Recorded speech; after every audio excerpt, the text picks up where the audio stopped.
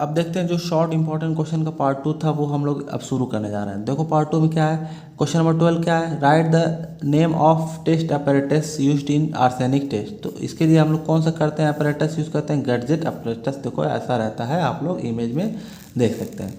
अब देखो क्या है, अगला क्वेश्चन क्या है, define the term impurity. Impurity क्या होता है इसको हम लोग को बताना। Any component of new drug substance that is not chemical entity, मतलब कि वो केमिकल एंटिटी नहीं है, defined as the new drug substance. कोई फॉरेन पार्टिकल है, ठीक है, कोई फॉरेन पार्टिकल है, वो क्या हुआ, किसी किसी हम लोग का सैंपल में आके क्या होगा, उसमें जुड़ गया, तो क्या कर सकता है वो, हम लोग को नुकसान, टॉक्सिक इफेक्ट पैदा कर सकता है, एडवर्स इफेक्ट पैदा कर सकता है, या तो टॉक्सिक रिएक्शन पैदा कर सकता है, जो कि बॉडी के लिए, हम लोग के लिए क्या होगा, हम लोग के लिए नुकसानदायक होगा। तो क्या कर सकता है, और क्या कर सकता है, reduce the property of active ingredient, जो मतलब उसका मेन जैसे पैरासीटामॉल है, उसका एक्टिव इंग्रेडिएंट को उसको क्या करता है, प्रॉपर्टी को ही कम कर देगा, तो इसी को कहते हैं इम्प्योरिटी। ठीक है।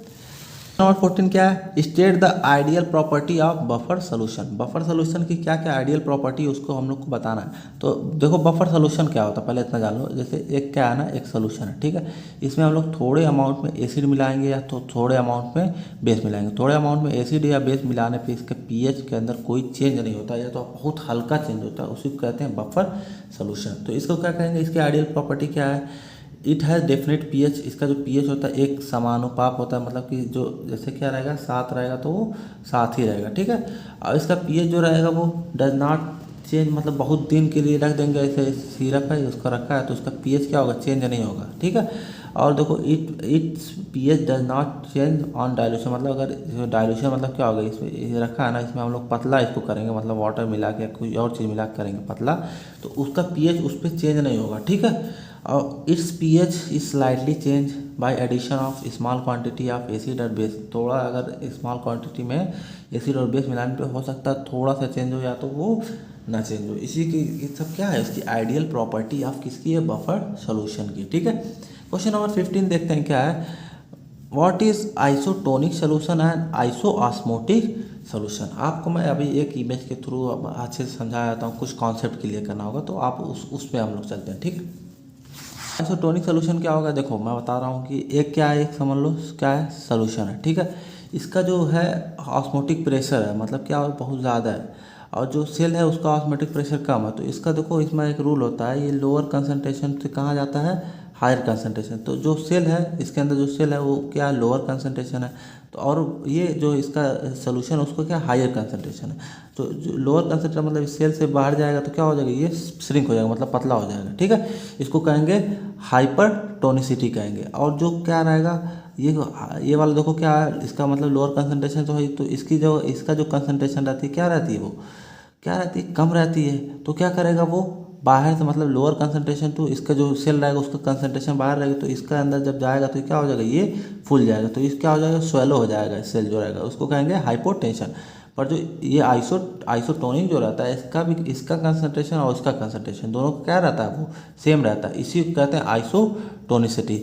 और जो ऑस्मोटिक प्रेशर होता है, जैसे मतलब कि लोअर टू हायर जाता है, तो जैसे इसका ये दो दो लिक्विड है, इसका प्रेशर और इसका प्रेशर जब सेम हो जाएगा उसको कहते हैं आइसो ऑस्मोटिक प्रेशर, और इसको कहते हैं आइसोटोनिक सोल्यूशन। तो आइसोटोनिक सोल्यूशन और आइसो ऑस्मोटिक सोल्यूशन क्या हो गया, दोनों आप लोग को समझ में आ गया होगा, ठीक है।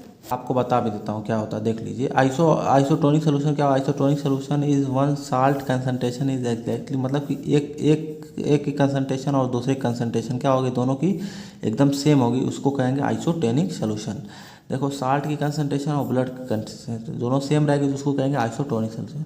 The surrounding solution has same, मतलब same salt concentration of the solution inside the cell and the surrounding refer to the isotonic solution, इसको कहते हैं आइसोटोनिक सोल्यूशन। आइसोऑस्मोटिक सोल्यूशन क्या होता है, इफ़ टू सोल्यूशन, दो सोल्यूशन है, ठीक है ना, मतलब जैसे मैं बताया था एक सोल्यूशन और एक सोल्यूशन, ठीक है, इन दोनों की कंसनट्रेशन जब सेम हो जाएगी, इसकी कंसनट्रेशन जो सोल्यूट किया उसकी कंसनट्रेशन सोल्यूट की, जब दोनों सेम हो जाएगी, और इसके अंदर जो पाइप रहती है सेमी परमिएबल मेम्ब्रेन या मेम्ब्रेन जो रहती है, इसके अंदर कोई मूवमेंट नहीं होगा, ये भी इसका भी प्रेशर सेम इसका भी प्रेशर सेम, उस कंडीशन को कहेंगे आइसोऑस्मोटिक प्रेशर। देखो if two solution have same concentration of solute, मतलब सोल्यूट का कंसनट्रेशन इसमें भी सेम है इसमें भी सेम है, it is said to be isotonic solution. क्या होगा, in this solution there is no net movement, मतलब कोई मूवमेंट नहीं होगा क्योंकि इसका भी कंसंट्रेशन और इसका भी कंसंट्रेशन सेम होगा। पार्टिकल बिटवीन टू सोल्यूशन, इस सोल्यूशन दोनों सोल्यूशन में क्या होगा, कोई मूवमेंट नहीं होगा। ठीक है, इसको कहते हैं आइसोऑस्मोटिक सोल्यूशन। ठीक है, अगला क्वेश्चन देखो, इसमें क्या है, what is pharmacopoeia, enlist the different pharmacopoeia. Pharmacopoeia क्या है, इज ऑफिशियल बुक है, किसमें इसमें क्या रहता है, containing of list of medicinal drug, इसमें मेडिसिनल ड्रग की लिस्ट रहती है, उसका क्या इफेक्ट होता है वो रहता है, और उसको कैसे यूज करना, डायरेक्शन फॉर यूज, मतलब उसको उस दवा को कैसे यूज करना वो रहता है।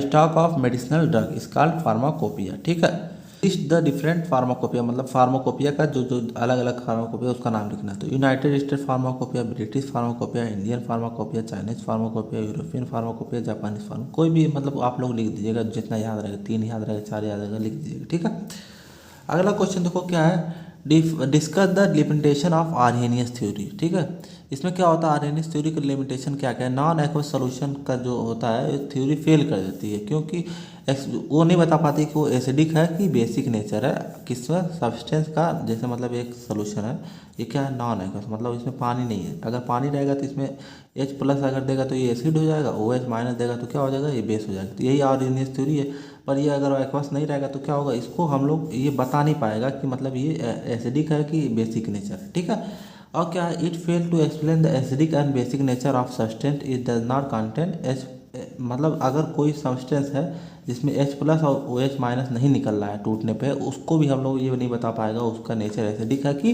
बेसिक है। इसका यही 2 लिमिटेशन है, आप लोग इसको समझ में आ गया होगा आई थिंक। ठीक है, क्वेश्चन नंबर 18 देखते हैं क्या है, आइसोटोप एंड आइसोबार। आइसोटोप क्या होता है, सेम एटॉमिक नंबर होता है और डिफरेंट एटॉमिक मास। देखो एटॉमिक नंबर 1 और 1 सेम है ना, पर देखो एटॉमिक मास जो अलग अलग है, देखो प्रोटियम, ड्यूटियम और ट्राइटियम। आइसोबार क्या होता है, डिफरेंट एटॉमिक नंबर देखो 16 है, इसका 17 है, पर सेम एटॉमिक मास, देखो 40 इसका भी, 40 इसका भी। तो यही होता है आइसोटोप और आइसोबार। देखो और क्या होता है, आप देखो अगला क्वेश्चन देखो, what is radio active and give the unit of radio active. देखो रेडियो एक्टिव क्या है, is a spontaneous and continuous emission of, मतलब उसमें से क्या निकलता है, हमेशा निकलता रहता है, क्या निकलता है, अल्फा, बीटा और गामा रेडिएशन निकलता रहता है from the substance is called radio active. ठीक है, अब देखो मैं आप लोग को एक इमेज के थ्रू समझाता हूँ। देखो देखो ये क्या है, समझ लो क्या है, कोई भी क्या है, सब्सटेंस है। ठीक है, एक सब्सटेंस, इसके अंदर से क्या निकल रहा है, अल्फा रेडिएशन निकल रहा है, बीटा रेडिएशन निकल रहा है और गामा रेडिएशन निकल रहा है। ठीक है, निकल रहा है, तो ये क्या क्यों निकल रहा है, ये अपने आप को स्टेबल बनाने के लिए ये सब निकलते रहते हैं। तो इसी को कहते हैं रेडियो